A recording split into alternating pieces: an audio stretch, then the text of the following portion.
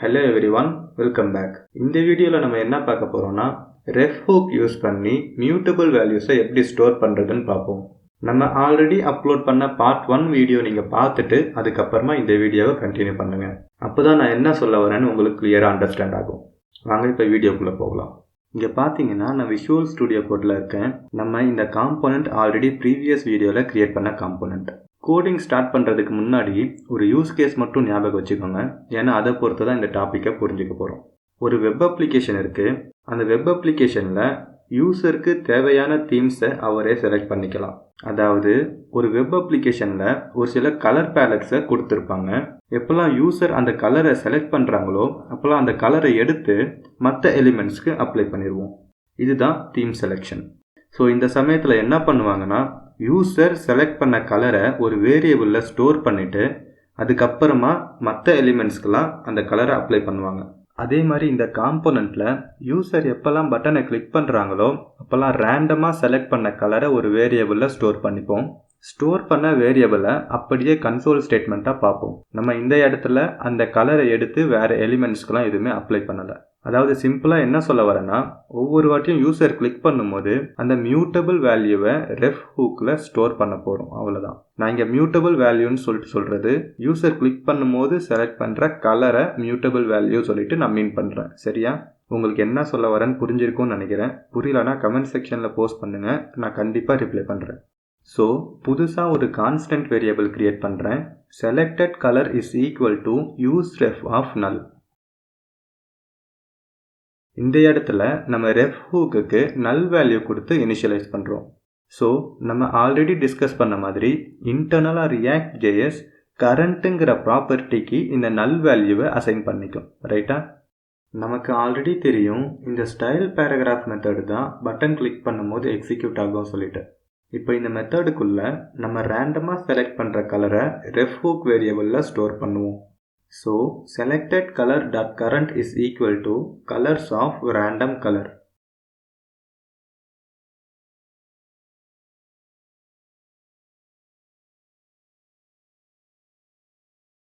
இந்த இடத்துல dot current எதுக்காக கொடுக்குறேன்னா இன்டர்னலா ரியாக்ட் ஜேஎஸ் கரண்ட் ப்ராப்பர்ட்டியை அப்டேட் பண்ணாது.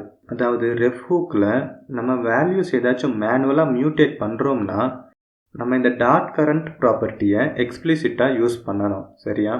இன்ஃபேக்ட் ரியாக்ட் ஜேஎஸ்க்கு இந்த மெத்தடில் என்ன நடக்குதுன்னு கூட தெரியாது. அது சிம்பிளாக அந்த பட்டன் கிளிக் பண்ணும்போது இந்த மெத்தடை எக்ஸிக்யூட் பண்ணிவிடும். அவ்வளோதான். நான் என்ன சொல்ல வரேன்னு உங்களுக்கு புரிஞ்சிருக்கும்னு நினைக்கிறேன். அடுத்த லைனில் கன்சோல் ஸ்டேட்மெண்ட்டை பிரிண்ட் பண்ணுவோம்.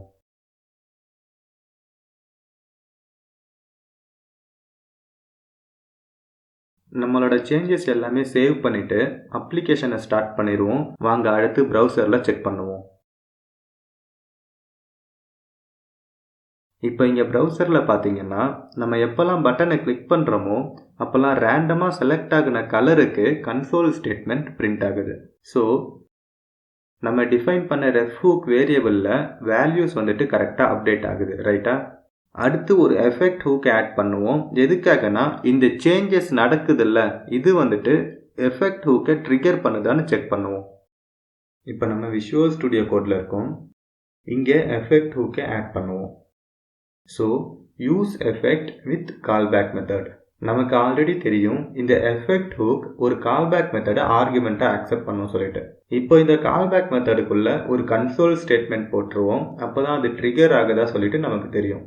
உங்களுக்கு எஃபெக்ட் ஹூக்கில் ஏதாச்சும் டவுட் இருந்துச்சுன்னா நம்ம சேனலில் ஆல்ரெடி வீடியோ ஒன்று கிரியேட் பண்ணி போட்டிருக்கோம். அதை பார்த்து தெரிஞ்சுக்கோங்க.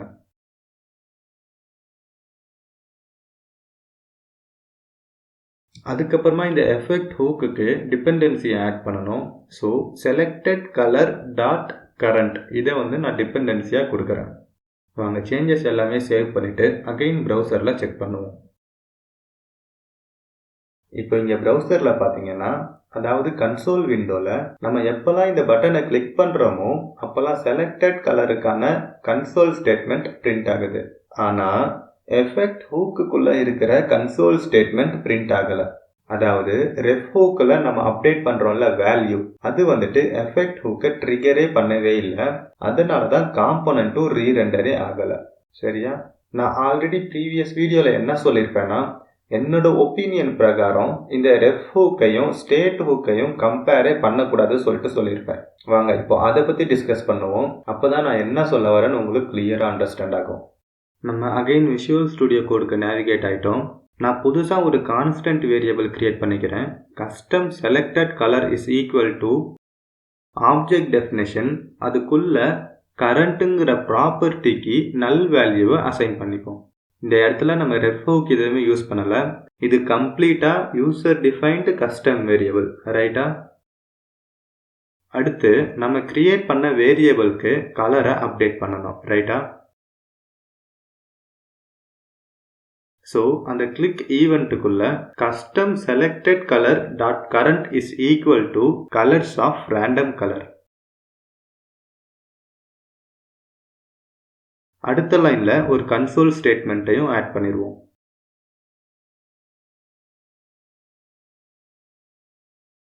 இப்போ நமக்கு தெரியும் எப்பெல்லாம் பட்டன் கிளிக் பண்ணுறோமோ அப்போல்லாம் இந்த யூசர் டிஃபைன்டு கஸ்டம் வேரியபிளையும் நம்ம அப்டேட் பண்ணுறோம் சொல்லிட்டு.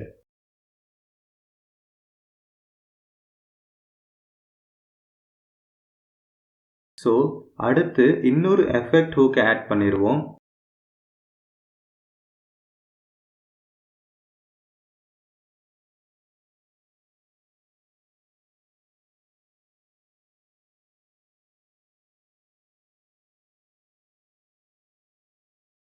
இந்த இடத்துல டிபெண்டன்சி பார்த்தீங்கன்னா custom selected colour dot current. So எப்போல்லாம் இந்த கஸ்டம் செலக்டட் கலர்ன்ற வேரியபிளுக்கான சேஞ்சஸ் நடக்குதோ அப்போ இந்த எஃபெக்ட் ஹூக் ட்ரிகர் ஆகும், காம்போனன்ட் ரீரெண்டர் ஆகணும், ரைட்டா? வாங்க சேஞ்சஸ் எல்லாமே சேவ் பண்ணிவிட்டு ப்ரௌசரில் செக் பண்ணுவோம். இப்போ இங்கே ப்ரௌசரில் பார்த்தீங்கன்னா, அதாவது கன்சோல் டேபில் நம்ம எப்போல்லாம் இந்த பட்டனை கிளிக் பண்ணுறோமோ அப்போல்லாம் நமக்கு எஃபெக்ட் ஹூக்கில் இருக்கிற கன்சோல் ஸ்டேட்மெண்ட் பிரிண்ட் ஆகலை, ரைட்டா? ஸோ இது மூலிமா நமக்கு என்ன தெரியுதுன்னா, யூசர் டிஃபைன்டு கஸ்டம் வேரியபிளில் நடக்கிற சேஞ்சஸும் எஃபெக்ட் ஹூக்கை ட்ரிகர் பண்ண மாட்டேது. ரெஃப் ஹூக்கில் மியூட்டபிள் வேல்யூஸை நம்ம அப்டேட் பண்ணுறோம்ல, அப்போ கூட எஃபெக்ட் ஹூக் ட்ரிகர் ஆக மாட்டேது. ஸோ இந்த கேஸில் ரெண்டுமே ஒரே மாதிரி தான் பிஹேவ் பண்ணுது, ரைட்டா? நான் என்ன சொல்ல வரேன்னு உங்களுக்கு புரிஞ்சிருக்கும்னு நினைக்கிறேன். ஸோ இந்த கேஸில் நம்ம ரெஃப் ஹூக்கையும் ஸ்டேட் ஹூக்கையும் கம்பேர் பண்ணக்கூடாது. ஏன்னா ஸ்டேட் ஹூக் டிசைன் பண்ணது காம்போனண்ட்டில் இருக்க ஸ்டேட்ஸை மேனேஜ் பண்ணுறதுக்காக. அதே மாதிரி ரெஃப் ஹூக் டிசைன் பண்ணது டாம் எலிமெண்ட்ஸை ஆக்சஸ் பண்ணுறதுக்காக. என்ன ஒன்று கவனிக்கணும்னா, இந்த ரெஃப் ஹூக் இனிஷியலாக ஒரு ஆப்ஜெக்ட் ரிட்டர்ன் பண்ணதில்ல, அதை யூஸ் பண்ணி நம்ம மியூட்டபிள் வேல்யூஸை ஸ்டோர் பண்ணிக்கிறோம், அவ்வளோதான். இதுக்காக நம்ம இதை எடுத்துகிட்டு போயிட்டு ரெஃப் ஹூக்கையும் ஸ்டேட் ஹூக்கையும் கம்பேர் பண்ணி கன்ஃபியூஸ் ஆக வேண்டிய அவசியமே இல்லை, சரியா? உங்களுக்கு இந்த வீடியோ ரிலேட்டடாக ஏதாச்சும் கொஸ்டின்ஸ் இல்லை டவுட்ஸ் இருந்துச்சுன்னா கமெண்ட் செக்ஷனில் போஸ்ட் பண்ணுங்கள், நான் கண்டிப்பாக ரிப்ளை பண்ணுறேன். இவ்வளோ நேரம் பொறுமையாக உட்காந்து இந்த வீடியோ பார்த்ததுக்கு நன்றி. இதே மாதிரி அடுத்த ஒரு நல்ல வீடியோவில் நம்ம சந்திப்போம். முக்கியமாக இன்னொரு விஷயம் சொல்ல மறந்துட்டேன். நீங்கள் வீடியோ டியூட்டோரியல்ஸ் எது பார்த்தாலும் அட்லீஸ்ட் ஒரு வாட்டியாச்சும் ப்ராக்டிஸ் பண்ணுங்கள்.